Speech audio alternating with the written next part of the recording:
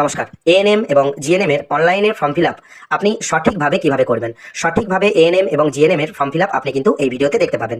এই form fill আপে অনেকগুলি স্টেপ রয়েছে। প্রথমত আপনাকে রেজিস্ট্রেশন করতে হবে, দ্বিতীয়ত আপনাকে এডুকেশন ডিটেলস দিতে হবে, আপনার অ্যাড্রেস পূরণ করতে হবে, সেই সঙ্গে আপনাকে সঠিকভাবে ফটো সিগনেচার আপলোড করতে হবে, পেমেন্ট করতে হবে এবং সঠিক পদ্ধতি আপনি এই ভিডিওতেই জানতে পারবেন। তাই ভিডিওটি স্কিপ করবেন না, প্রথম থেকে শেষ পর্যন্ত দেখবেন। চ্যানেলে নতুন হয়ে থাকলে চ্যানেলটিকে সাবস্ক্রাইব করে দেবেন পরবর্তী গুরুত্বপূর্ণ আপডেট পাওয়ার জন্য। West Bengal joint entrance examination বোর্ডের অফিসিয়াল ওয়েবসাইট ভিজিট করবেন। ওয়েবসাইটটি হলো wbjwb.nic.in এবং আপনার সুবিধার্থে এই ওয়েবসাইটের লিঙ্ক আমি ডেসক্রিপশন বক্সে দিয়ে রাখবো। সেই লিঙ্কে ক্লিক করে আপনি পশ্চিমবঙ্গ জয়েন্ট এন্ট্রান্স এক্সামিনেশন বোর্ডের অফিসিয়াল ওয়েবসাইট ভিজিট করতে পারবেন। এখানে দেখবেন প্রথমেই লেখা রয়েছে টেন্টেটিভ ডেট অফ এক্সামিনেশন। এই যে আপনি ফর্ম ফিল আপ করবেন তার পরীক্ষা হবে 14/6/2026 রবিবার, অর্থাৎ 14 জুন রবিবার পরীক্ষা হবে এবং আবেদন করতে পারবেন 25 মার্চ 2026 থেকে 19 এপ্রিল 2026 পর্যন্ত। এখানে যে ডেট লেখা রয়েছে সেই ডেট কিন্তু খেয়াল রাখবেন, খুবই গুরুত্বপূর্ণ তারিখ। এবং আপনি স্ক্রল ডাউন করে নিচের দিকে আসবেন। এখানে আপনি দেখতে পাবেন যে candidate activity board online application form for ANMR and GNM 2026।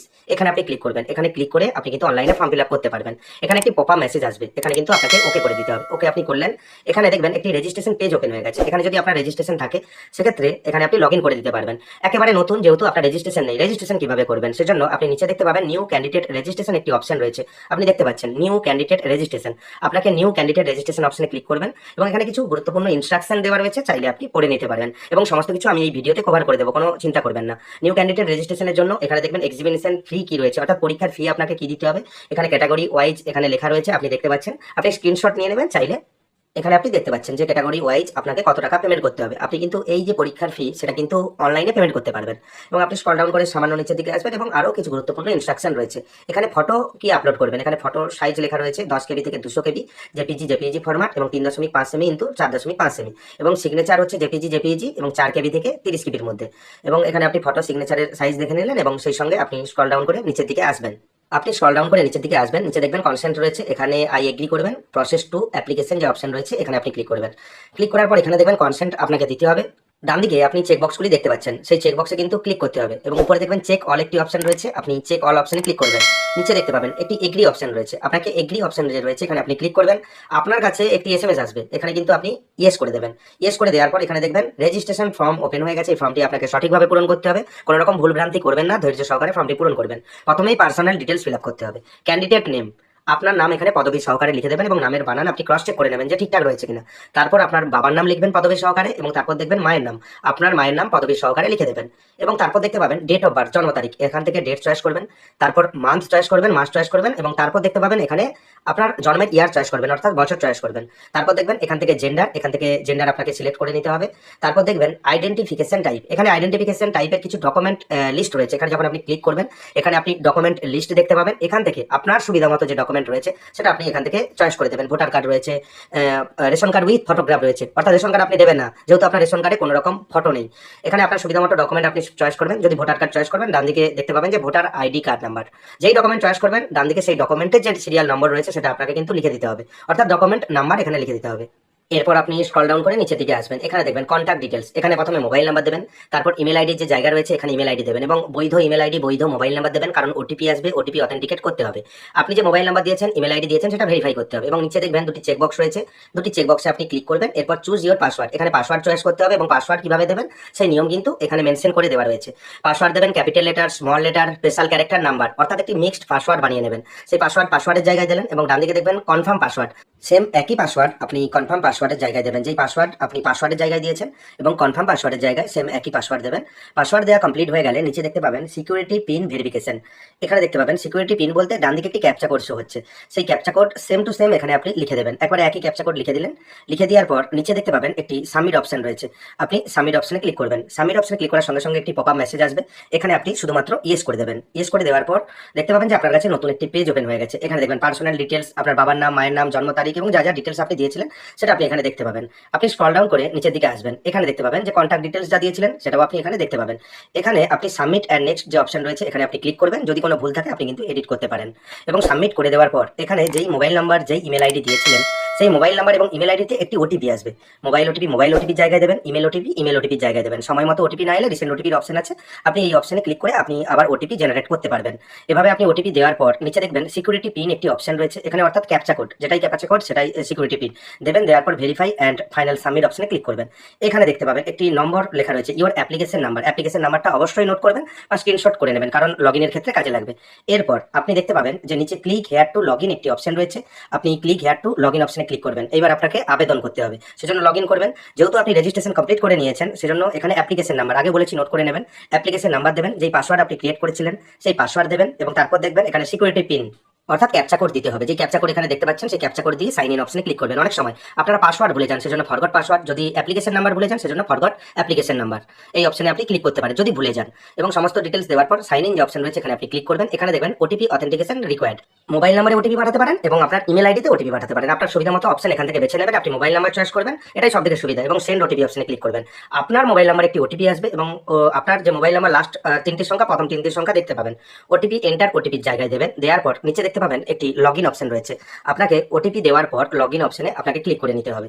Click করে নিলেন, ক্লিক করে নেওয়ার পর আগে যে কনসেন্টগুলো দিয়েছিলেন সেটা কিন্তু চেকবক্সে ক্লিক রয়েছে, এবং আপনি নিচের দিকে আসবেন, আসার পর দেখবেন আরও বেশ কয়েকটি চেকবক্স রয়েছে। এখানে একটি চেকবক্সে যখন আপনি ক্লিক করবেন, ক্লিক করার পর আপনি স্ক্রল ডাউন করে উপর দিকে আসবেন, এখানে চেক অল একটি অপশন রয়েছে, আপনি চেক অল অপশনে ক্লিক করবেন। চেক অল অপশনে ক্লিক করার পর দেখতে পাবেন সমস্ত চেকবক্সে ক্লিক হয়ে গেছে, এবং আপনি নিচের দিকে আসার পর এখানে এগ্রি একটি অপশন রয়েছে, আপনাকে এগ্রি অপশনে ক্লিক করতে হবে। এখানে একটি মেসেজ শো হবে, এখানে আপনি শুধুমাত্র ইয়েস করবেন। এরপর আরেকটি পপআপ মেসেজ শো হবে, এখানে আপনি ওকে করবেন। এখানে ফর্ম ফিল আপের 8টি স্টেপ রয়েছে, এই সমস্ত স্টেপ কিন্তু আপনাকে কমপ্লিট করতে হবে, তা নাহলে ফর্ম ফিল আপ আপনার সম্পূর্ণ হবে না। বাম দিকে দেখবেন ফিল অ্যাপ্লিকেশন ফর্ম একটি অপশন রয়েছে, আপনি ফিল অ্যাপ্লিকেশন ফর্ম অপশনে ক্লিক করবেন। এইবার আপনাকে আবেদনের ফর্ম পূরণ করতে হবে। এখানে দেখবেন অ্যাপ্লিকেশন ফর্ম, পার্সোনাল ডিটেলস, আপনি যে রেজিস্ট্রেশন করেছিলেন সেখান থেকে ফ্রেশ হয়ে কিছু ডিটেলস এখানে কিন্তু চলে আসবে। এরপর এখান থেকে ন্যাশনালিটি সিলেক্ট করবেন, তারপর স্টেট অফ ডোমিসাইল, এখান থেকে ডোমিসাইল অফ স্টেট সিলেক্ট করবেন, আপনার রাজ্যের নাম। তারপর আপনি দেখবেন এখান থেকে রিলিজিয়ান, এখান থেকে আপনাকে রিলিজিয়ান সিলেক্ট করতে হবে। তারপর ডান দিকে আপনি দেখতে পাবেন একটি ক্যাটাগরি অপশন রয়েছে, এখান থেকে আপনি আপনার বর্তমান যে ক্যাটাগরি রয়েছে সেই ক্যাটাগরি সিলেক্ট করে দেবেন, এবং সঠিক ক্যাটাগরি বা সমস্ত ডিটেলস সঠিক দেবেন। এবং তারপর স্ক্রল ডাউন করে নিচের দিকে আসার পর সাব ক্যাটাগরি ডিটেলস, এখানে প্রথমেই দেখবেন যদি আপনি অরফেন্স সাব ক্যাটাগরি থেকে বিলং করেন সেক্ষেত্রে আপনি এখানে ইয়েস করবেন। যদি আপনি ডিসেবিলিটি বা প্রতিবন্ধী হয়ে থাকেন সেক্ষেত্রে আপনি ইয়েস করবেন, তা না হলে নো করবেন। সিভিল ডিফেন্স যদি হয়ে থাকেন সেক্ষেত্রে আপনি ইয়েস করবেন, তা না হলে আপনি নো করবেন। এখানে আপনার মতো আপনি সিলেক্ট করে দেবেন এবং সমস্ত সঠিক তথ্য দেবেন, এবং তারপর আপনি নিচে দেখতে পাবেন সেভ অ্যান্ড নেক্সট একটি অপশন রয়েছে, আপনি সেভ অ্যান্ড নেক্সট অপশনে ক্লিক করবেন। সেভ অ্যান্ড নেক্সট অপশনে ক্লিক করার পর চয়েস অফ কোর্স, এখান থেকে কোর্স আপনাকে সিলেক্ট করতে হবে। আপনি যখন কোর্স লিস্ট অপশনে ক্লিক করবেন এখানে দেখবেন শুধু এএনএম, শুধু জিএনএম এবং বোথ এএনএম এবং জিএনএম দুটোর জন্য আবেদন করতে চাইলে বোথ এএনএম এবং জিএনএম এটাতে আপনি সিলেক্ট করবেন, আপনার মতো আপনি এখান থেকে সিলেক্ট করে দেবেন। তারপর সেভ অ্যান্ড নেক্সট অপশনে ক্লিক করবেন, এখানে পপআপ মেসেজ আসবে, আপনি শুধুমাত্র ওকে করবেন। আবার একটি নতুন পেজ এখানে ওপেন হয়ে গেছে। এখানে দেখবেন কোয়ালিফিকেশন ডিটেলস, ক্লাস 12 আর ইকুইভ্যালেন্ট ডিটেলস। আপনি যদি নর্মালি জেনারেলে এইচএস করেন সেক্ষেত্রে আপনি প্রথম চেকবক্সে ক্লিক করবেন। যদি আপনি ভোকেশনাল থেকে আপনি এইচএস পাস করেন সেক্ষেত্রে নিচের যে অপশন রয়েছে বা নিচের চেকবক্স রয়েছে এখানে আপনি ক্লিক করবেন, আপনার মতো আপনি কিন্তু এখানে ক্লিক করবেন। এবং তারপর আপনি দেখবেন পাসিং স্ট্যাটাস, এখান থেকে ক্লিক করে আপনি এখানে দেখতে পাবেন যে পাসিং স্ট্যাটাস একটা অ্যাপেয়ার লেখা রয়েছে, একটা পাস্ট লেখা রয়েছে। যারা 2026-এ উচ্চ মাধ্যমিক পরীক্ষা দিয়েছে, যেহেতু এখনো পর্যন্ত রেজাল্ট ডিক্লেয়ার হয়নি সেক্ষেত্রে আপনি এখানে অ্যাপেয়ার করবেন। যদি পাস করে থাকেন, আগে হয়তো আপনি এইচএস দিয়েছেন আগের ইয়ারে বা তার আগের ইয়ারে, সেক্ষেত্রে আপনি এখান থেকে পাস্ট লিখে দেবেন। এখানে পাসিং ইয়ার এখানে লিখবেন বা অ্যাপেয়ারিং ইয়ার যেটা রয়েছে সেটা আপনি এখান থেকে লিখে দেবেন। তারপর এখান থেকে আপনাকে বোর্ড চয়েস করে নিতে হবে, কোন বোর্ডের মাধ্যমে আপনি পরীক্ষায় পাস করেছেন বা এখনো পর্যন্ত অ্যাপেয়ার রয়েছেন সেটা আপনি এখান থেকে বোর্ড চয়েস করবেন। এবং ইনস্টিটিউট নেম অ্যান্ড অ্যাড্রেস, আপনার স্কুলের নাম এবং ঠিকানা এখানে দেবেন, এবং কোনো স্পেশাল ক্যারেক্টার দেবেন না, কমা দেবেন না বা হাইফেন দেবেন না, এইসব স্পেশাল ক্যারেক্টার দিলে সাবমিট হবে না। এখানে আপনি দিলেন। তারপর ইনস্টিটিউট পিনকোড, ইনস্টিটিউট বা প্রতিষ্ঠানের যে পিনকোড রয়েছে শিক্ষা প্রতিষ্ঠানের সেই পিনকোড নম্বর এখানে আপনি দেবেন। এভাবেই আপনি কোয়ালিফিকেশন ডিটেলসটি কমপ্লিট পূরণ করে নেবেন, এবং তারপর আপনি স্ক্রল ডাউন করে নিচের দিকে আসবেন, সেভেন নেক্সট করবেন এবং ইয়েস করে দেবেন। আপনার কাছে নতুন একটি পেজ ওপেন হয়ে যাবে। এখানে দেখবেন এক্সাম সেন্টার ডিটেলস, এখানে আপনাকে 4টি এক্সাম সেন্টারের প্রেফারেন্স দিতে হবে, অর্থাৎ আপনি কোন এক্সাম সেন্টারে বা কোন সিটির এক্সাম সেন্টারে পরীক্ষা দিতে চান। সেজন্য আপনাকে প্রথমে দেখবেন সিলেক্ট স্টেট, এখান থেকে রাজ্যের নাম সিলেক্ট করবেন। এক্সামিনেশন সিটি 1, অর্থাৎ প্রথম যে এক্সামিনেশন সিটি যেটা প্রেফারেন্সে রাখবেন সেটা এখান থেকে সিলেক্ট করবেন। তারপর দেখবেন দ্বিতীয় সিলেক্ট স্টেট, এখান থেকে আপনি আপনার রাজ্যের নাম সিলেক্ট করবেন। তারপর দেখবেন এক্সামিনেশন সিটি 2, এখান থেকে 2 নম্বর প্রেফারেন্সে যে এক্সামিনেশন সিটি চয়েস করবেন এখান থেকে। তারপর দেখবেন 3 নম্বর এক্সামিনেশন স্টেট সিলেক্ট করবেন, তারপর এখান থেকে সিটি সিলেক্ট করবেন। সেম একইভাবে এক্সামিনেশন সিটি নাম্বার 4 আপনাকে সিলেক্ট করতে হবে, এখান থেকে আপনি আপনার রাজ্যের নাম সিলেক্ট করবেন।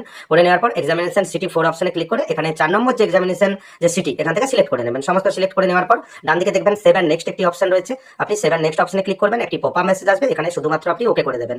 এরপর কন্ট্যাক্ট ডিটেলস, এখানে আপনার যোগাযোগের ঠিকানা দিতে হবে, অর্থাৎ করেসপন্ডেন্স যে ডিটেলস রয়েছে এখানে দিতে হবে। আপনার গ্রামের নাম লিখবেন, থানার নাম লিখবেন, পোস্ট অফিসের নাম লিখবেন, এখানে সমস্ত তথ্য সঠিক দেবেন। কারণ পরবর্তীকালে আপনার যদি কোনো কারণে কোনো চিঠি আসে বা লেটার লেটার আসে সেটা কিন্তু এই ঠিকানার মাধ্যমেই আসবে।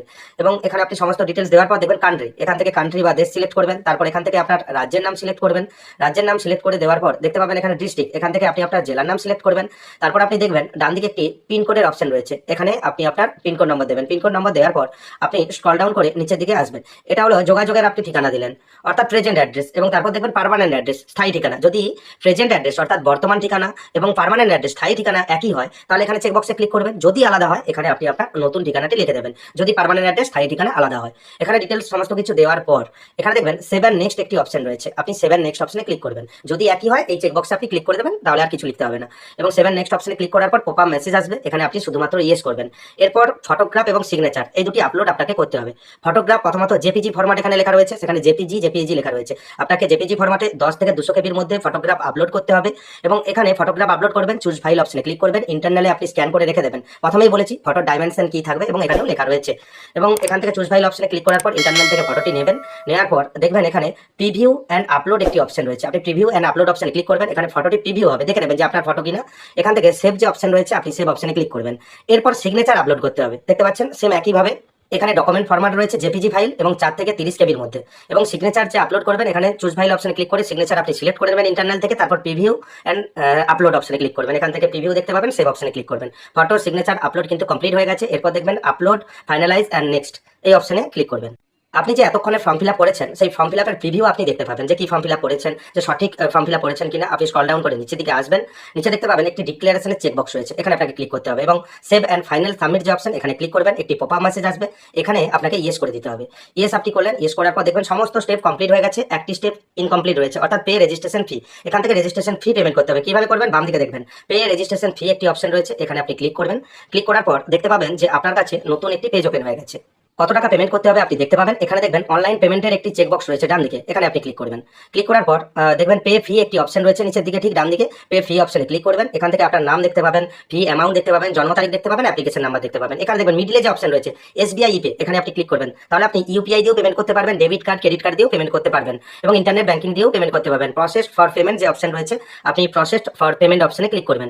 এখানে দেখতে পাবেন অনলাইনে যে পেমেন্টের বিভিন্ন রকম অপশন দেখতে পাবেন, সব থেকে সুবিধাজনক ব্যাপার রয়েছে ইউপিআই অপশন। আপনি এখানে ইউপিআই যে অপশন রয়েছে আপনি ইউপিআই অপশনে ক্লিক করবেন। ইউপিআই অপশনে ক্লিক করার পর এখানে একটি অপশন দেখতে পাবেন যে ইউপিআই কিউআর, এখানে ইউপিআই কিউআর এর চেকবক্সে ক্লিক করবেন। পে নাও যে অপশন রয়েছে আপনি পে নাও অপশনে ক্লিক করবেন। কিছুক্ষণ সময় নেবে, অপেক্ষা করবেন, একটি কিউআর কোড আপনার কাছে শো হবে। আপনারা সাধারণত ডিজিটাল পেমেন্ট করেন, প্রায় সকলেই করেন। আপনি এই কিউআর কোড স্ক্যান করে পরীক্ষার ফি পেমেন্ট করে দিতে পারবেন, খুবই সহজ পদ্ধতি। পেমেন্ট করলেন, পেমেন্ট করার সঙ্গে সঙ্গে আপনি পেজটি কোনোভাবে রিফ্রেশ করবেন না, কোনোভাবে পেজটি কেটে দেবেন না, সেক্ষেত্রে আপনার পেমেন্ট ফেল হতে পারে। আপনি শুধুমাত্র অপেক্ষা করবেন, অপেক্ষা করার পর দেখবেন পেমেন্ট সাকসেসফুল হয়ে গেছে এবং রেজিস্ট্রেশন স্লিপ আপনি ডাউনলোড করে নেবেন। এভাবেই আপনি খুব সহজেই অনলাইনে এএনএম এবং জিএনএম এর ফর্ম ফিল আপ করে নিতে পারবেন। যদি কোনো অসুবিধার সম্মুখীন হন অবশ্যই আপনি কমেন্ট বক্সে কমেন্ট করে জানাবেন। আশা করি আমি যথাযথ উত্তর দিয়ে সাহায্য করতে পারবো। ভিডিওটি কেমন লাগলো জানাবেন। চ্যানেলে নতুন হয়ে থাকলে পরবর্তী গুরুত্বপূর্ণ আপডেট পাওয়ার জন্য চ্যানেলটিকে সাবস্ক্রাইব করে দেবেন। যদি ভিডিওটি ভালো লাগে ভিডিওটি লাইক করে দেবেন এবং বন্ধুদের মধ্যে বেশি বেশি করে শেয়ার করবেন। ভিডিওটি দেখার জন্য আপনাকে অসংখ্য ধন্যবাদ, ভালো থাকবেন।